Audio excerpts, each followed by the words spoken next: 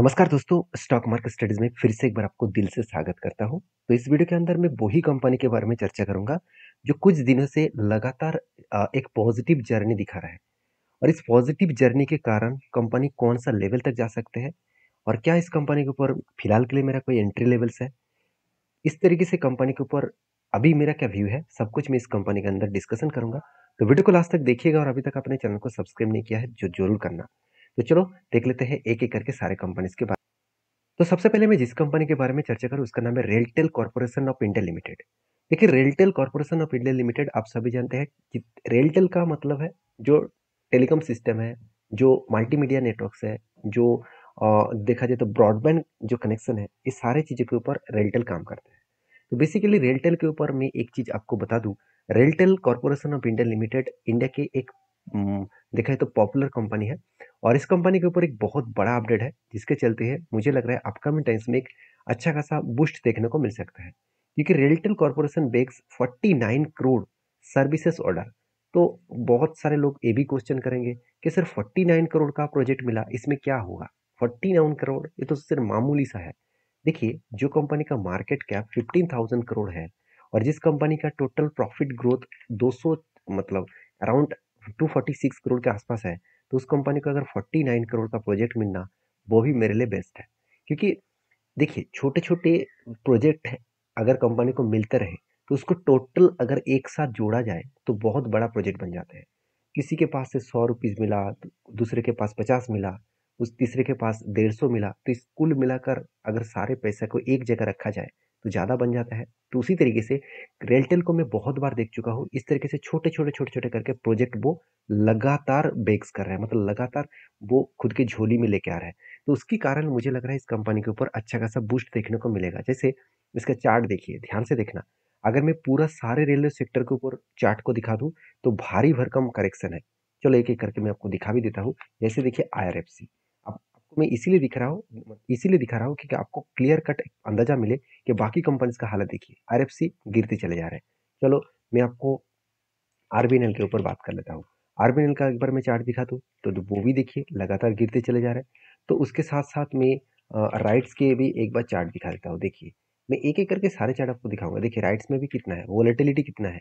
तो रेल जो रेलटेल जो कंपनी है, तो रेलटेल के ऊपर मैं बात करूँ तो उतना ज़्यादा भारी गिरावट नहीं है।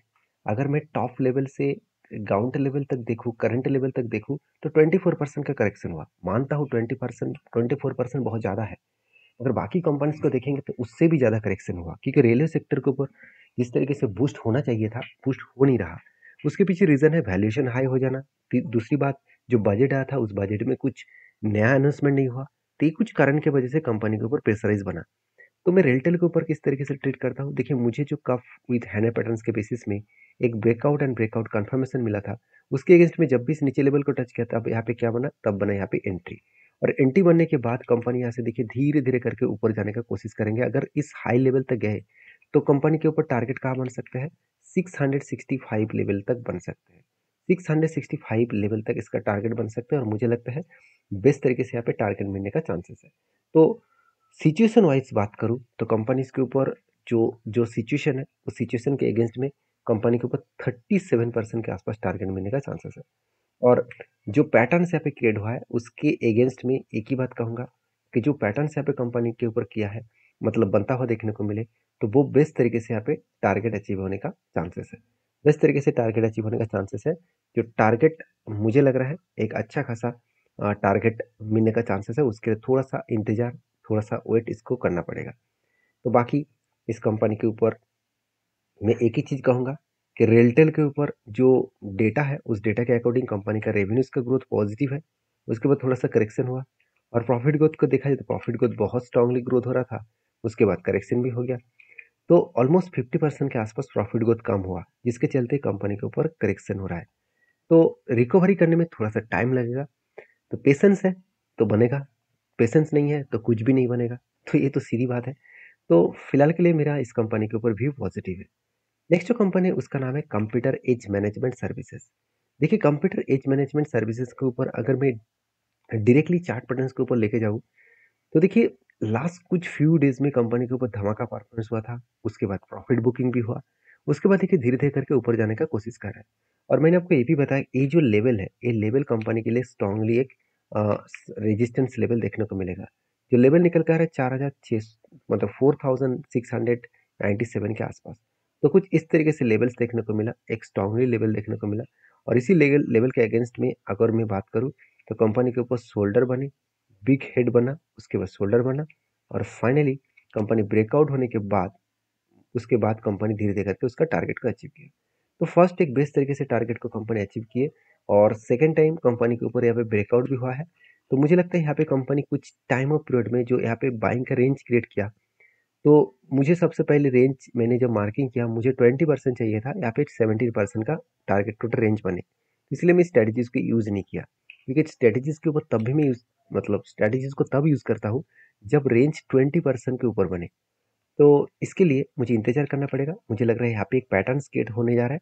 एक कप बनेगा, उसके बाद एक शोल्डर बनने के बाद एक शानदार ब्रेकआउट देखने को मिल सकता है। तो सबसे पहले आपको ये देखना है कि अगर पैटर्न कंप्लीट भी हो जाए, क्या सही में आपका एंटी टारगेट हो सकता है? क्या आपको बेस्ट तरीके से टारगेट मिल सकता है? तो चलो वो भी देख लेते हैं। अगर मैं कंपनी के डेटा के बारे में बात करूँ तो सबसे पहले मैं इन्वेस्टर को आपको दिखाऊँगा। देखिए जब प्रोमोटर ने पूरा का पूरा माल बेच दिया, उसका पूरा का पूरा फ़ायदा किसने उठाया? एफएस ने उठाया। क्योंकि डीएस ने छोटे-मोटे क्वांटिटी के साथ एडिंग किया। 12% से 19% है और जहाँ पे एफएस के पास 32% से मतलब 56% तक पहुँच चुके हैं।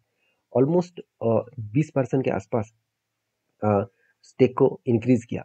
तो इंस्टीट्यूशन ज़्यादा माल खरीदारी किए, पब्लिक उतना ज़्यादा क्वांटिटी को बाय नहीं किया, उल्टा सेलिंग कर दिया क्योंकि पब्लिक के पास 33% का होल्डिंग था। तो इसका मतलब कंपनी में इंस्टीट्यूशन खुद के डोमिनेट करके चल रहा है, तो इसका मतलब पॉसिबिलिटी ज़्यादा है इस कंपनी में लॉन्ग जर्नी अच्छा खासा ग्रोथ ले आ सकते हैं। तो मैं लॉन्ग जर्नी के लिए सोच नहीं रहा हूँ, मुझे तो trading as a swing basis में ट्रेड चाहिए, तो उसके अगेंस्ट में मैं इंतजार करूंगा इस कंपनी के ऊपर पॉजिटिवली मोमेंटम देखने के लिए। तो यहाँ पे मैं मार्किंग करके रख रहा हूँ क्योंकि आपको भी यहाँ पे जानने का मौका मिले कि इस तरीके से कुछ कप तो बन सकते हैं। यहाँ पे पैटर्न्स वाइज एक कप तो बन सकते हैं। कप बनने के बाद अगर एक शोल्डर पैटर्न क्रिएट हो तो मैं एक बड़ा एंट्री लेने के लिए तैयार रहूंगा। तो आपके क्या व्यू है जरूर मुझे कमेंट्स करके बताना और वीडियो अच्छा लग रहा है तो प्लीज़ एक लाइक करना। नेक्स्ट जो कंपनी उसका नाम है सीडीएसएल। देखिए सीडीएसएल में 2 दिन से एक बड़ा धमाका देखने को मिला है। अब देखेंगे किस तरीके से बाउंस बैक कंपनी ने किया। एक सेलिंग होने के बाद एक प्रॉफिट बुकिंग होने के बाद बाउंस बैक किया। अभी देखिए जब सेलिंग हो रहा था तब मैंने आपको एक चीज नोटिस किया, मतलब आपको वीडियो बना के शेयर किया कि जब भी कोई कंपनी के ऊपर टॉप लेवल से सेलिंग हो रहा है और उसका वॉल्यूम अगर लगातार गिरते चले जा रहा है, मतलब वॉल्यूम बहुत बहुत वीक होता चला जा रहा है, तो सोचना वो सेलिंग उतना स्ट्रॉन्ग सेलिंग नहीं है। मतलब यहाँ पे सिर्फ के सिर्फ प्रॉफिट बुकिंग हो रहा है। सेलिंग मतलब दो तरीके से चीज होता है। देखिए पहले मैंने बाय किया, उसके बाद सेल किया, ये तो करना ही पड़ेगा हर किसी को। तो जब बाय करके सेल कर रहा हो वो होता है प्रॉफिट बुकिंग। और दूसरा होता है पैनिक होकर सारे व्यक्ति सेल कर रहा है, मतलब मार्केट में 1,000 लोग सेल करने के लिए आ गया और वहां पे बायर है सिर्फ 100। तो यहाँ पे 100 लोगों की सेल होगा मगर प्रेशर ज़्यादा है सेलिंग का, तो उसमें बिग क्रैश होगा और वहाँ पे वॉल्यूम हाई देखने को मिल जाएगा। जैसे देखिए बाइंग का वॉल्यूम बहुत स्ट्रांग है इसलिए वो ऊपर जा रहा था। तो यहाँ पे जब भी सेलिंग का प्रेशर आया तो सेलिंग तो हुआ मगर वॉल्यूम उतना ज़्यादा नहीं है, मतलब स्ट्रांगली फिर से यहाँ से रीबाउंस करने का कोशिश करेंगे। अभी रीबाउंस करे या ना करे वो तो बात की बात है। मुझे जो डेटा देखने को मिला जिसके कारण कंपनी रीबाउंस किया है, सबसे पहले वो डेटा मैं आपके साथ शेयर करूंगा। वो डेटा क्या है? वो डेटा बताया जा रहा है, मैं चलो एक बार एक न्यूज़ के बारे में बात कर लेता हूँ।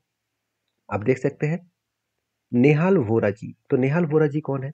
आप देख सकते हैं नेहाल वोरा जी यहाँ पे देख सकते हैं CDSL gains on appointment Nehal Vora as MD and CEO. तो मैनेजिंग डायरेक्टर एंड सीईओ के जो पोस्ट है इसके लिए किसको चुना गया? नेहाल वोरा जी को। तो एक बहुत बड़ा अनाउंसमेंट है क्योंकि नेहाल वोरा जी को जो मतलब बैकग्राउंड है, उनका जो स्ट्रैटेजी है, उनका जो एक्सपीरियंस है इस फील्ड का, तो बहुत स्ट्रांग है।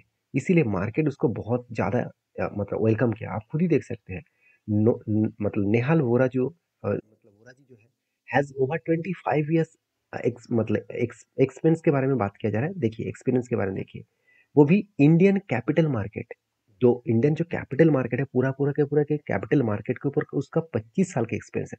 तो कितना स्ट्रॉन्ग एक्सपीरियंस है। देखिए कोई भी मैनेजमेंट, आप मैनेजमेंट अगर स्ट्रॉन्ग हो, उसका एक्सपीरियंस ज़्यादा हो, तो वो इजीली उस कंपनी को खड़ा कर सकते हैं, जो चाहे वो कितना भी खराब कंपनी ना हो।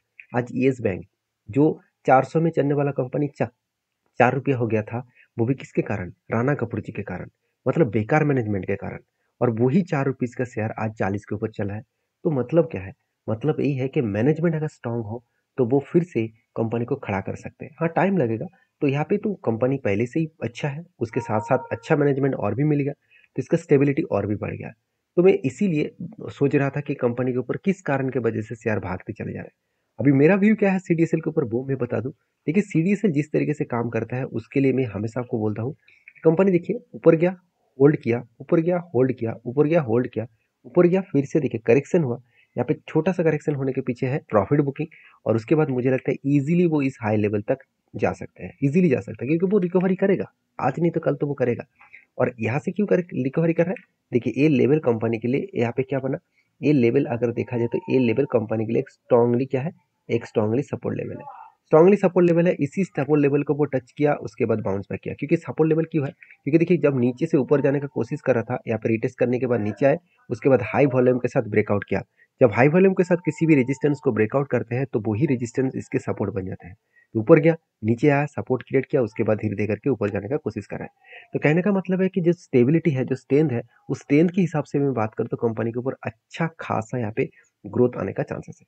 अच्छा खासा ग्रोथ आने का चांसेस है, उसी ग्रोथ के बेसिस में कंपनी में आगे बढ़ने का पोटेंशियल है। बाकी आपके क्या व्यू है, आपके क्या ओपिनियन है, आपकी क्या राय है, जरूर कमेंट्स करना। और मेरी वीडियो अच्छा लगे तो प्लीज़ एक लाइक करना। नेक्स्ट जो कंपनी है उसका नाम है सेक्सॉप लिमिटेड। तो सेक्सॉप लिमिटेड बेसिकली एक छोटा सा कंपनी है, 3,800 करोड़ का। कंपनी के ऊपर अपडेट यही है कि कंपनी बोनस देने जा रहा है। 19 तारीख को कंपनी हर 4 शेयर के बदले 1 शेयर बोनस देने वाले हैं। तो जो लोग बोनस पाना चाहते हैं, इस कंपनी के ऊपर डीपली रिसर्च करें, उसके बाद काम करें। वीडियो अच्छा लगे तो प्लीज़ लाइक करें। Thank you.